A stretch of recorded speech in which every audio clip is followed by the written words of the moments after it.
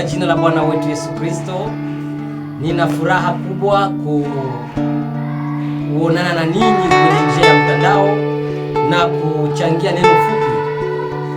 Ndiyo tutasoma katika kitabu cha Yohana sura ya 8 na verse ya 32. Kiswahili ya Kongo inasema ni Yohana sura ya 8 na verse ya 32, ambayo inasema mtaijua kweli nayo kweli itawaweka kuwa huru. Yesu alikuwa kwenye kijiji cha Bethania. Hiki ni kijiji ambacho Lazaro amezaliwa na akakubalia hapo na akaishi hapo. Yesu alipofika kwenye kijiji hiki akapata nafasi ya kuhubiri neno, akapata nafasi ya kuongea na Wayahudi pamoja na Mafarisayo waliokuwepo hapo. Na kilichofanyika ni nini? Yesu Kristo aliposema ya kwamba mtaijua kweli nayo kweli itawaweka kuwa huru, Wayahudi na Mafarisayo waliokuwepo hapo wakakasirika, wakasema kwamba Yesu Kristo amewatukana. Ila unapotizama Yesu amesema mtaijua kweli nayo kweli itawaweka kuwa huru. Wayahudi pamoja na kundi la Mafarisayo wakaelewa kwamba Kristo Yesu amewatukana, kwamba Yesu Kristo aliposema kwamba mtaijua kweli alimaanisha kwamba hawajui, na kweli hawajui. Hawakujua kwamba Yesu Kristo ndiye Masia. Hawakujua kweli kama Yesu Kristo ndiye Mwokozi wa ulimwengu. Na Yesu alipowaambia kwamba mtaijua kweli, wakakwazika, wakawa kinyume na Yesu. Lakini kweli ni kwamba Kristo ndiye Yesu, Kristo ndiye Mungu, Kristo ndiye Mwokozi. Kristo alipowaambia kwamba watakapomjua yeye watapata kuwa huru, kwa sababu Biblia inasema alikuja kwao wakamkataa, alafu akageukia mataifa. Kwa hiyo Wayahudi walikosa ufunuo. Walipokosa ufunuo, wakaingilia kwenye kumpinga Yesu Kristo. Kwa hiyo Wayahudi wakaelewa kwamba Yesu Kristo ametutukana, kwamba hatujui. Lakini mbona tuna marabi wawili, tuna Nikodemu na tuna Gamalieli. Amefika kwenye kiwango cha aina gani mtoto huyu wa Maria, mtoto huyu wa Yusufu? Amezaliwa, tunaona maisha yake mrandambao, yeye na baba yake Yusufu. Inakuwaje katutukane kwamba sisi na wazee wote wa hapa kwetu Yerusalemu kwamba hawajui? Na tuna marabi wawili ambao mmoja wao ni Gamalieli na wa pili ni Nikodemu. Wakaweka kwenye roho kinyume na Yesu, wakaona kwamba Yesu amewatukana. Neno la pili, Yesu akaendelea, watakapojua kweli na kweli itawaweka kuwa huru. Kweli ni nani? Kweli ni Yesu Kristo. Kweli ni neno la Mungu.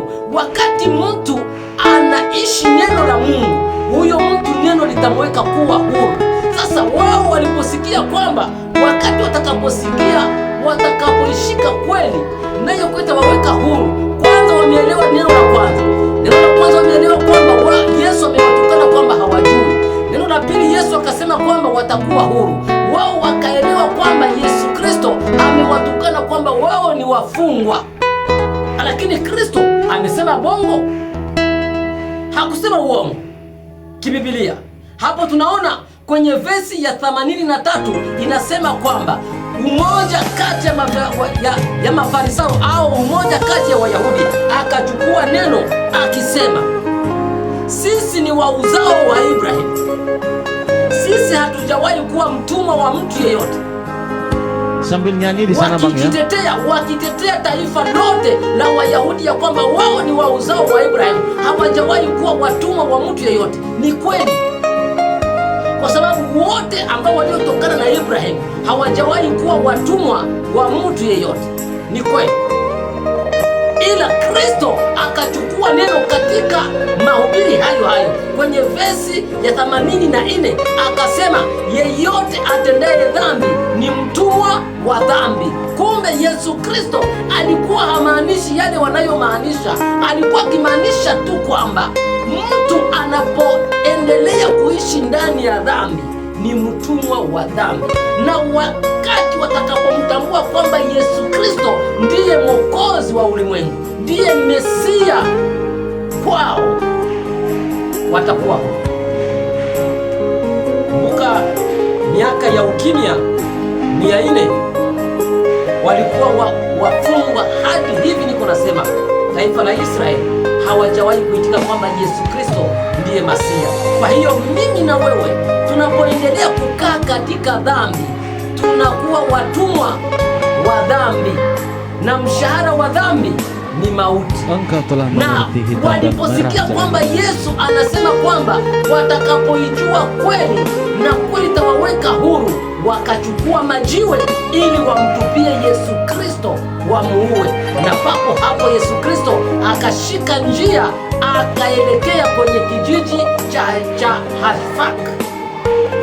Kwa hiyo utakapopenda kujua nini kilichoendelea kwenye kijiji cha Hashfak na wakati Yesu Kristo amerudi, nini kilifanyika na amepitia wapi, na wakati alipofika Betania nini kilichofanyika. Kwa hiyo comment na usubscribe na wewe ujoin na utumie kwa ndugu jamaa na marafiki, ili hii channel yetu ambayo inaendelea kutoa mafundisho ya kumkomaza mtu katika Kristo. Bwana Yesu atubariki. Kwa hiyo tuwe hange na dhambi. Dhambi inaua. Biblia inasema ya kwamba mshahara wa dhambi ni mauti. Lakini kumbuka kwenye Mathayo, kwenye Yohana sura ya 3 verse ya 16 nasema, maana hii Mungu alipenda ulimwengu hata akamtoa mwanao wa pekee, ili kila atakayemwamini asipotee, bali awe na uzima wa milele. Kwa hiyo yeyote atakayemwamini mwana wa Mungu hatapotea. Subscribe na ujoin na ucomment na uwe mwanamemba wa channel yetu. Anak mo sekarang banyak menanggung beban. Na utageuka pamoja na wakati. Liriknya menyakitkan teman-teman. Amin.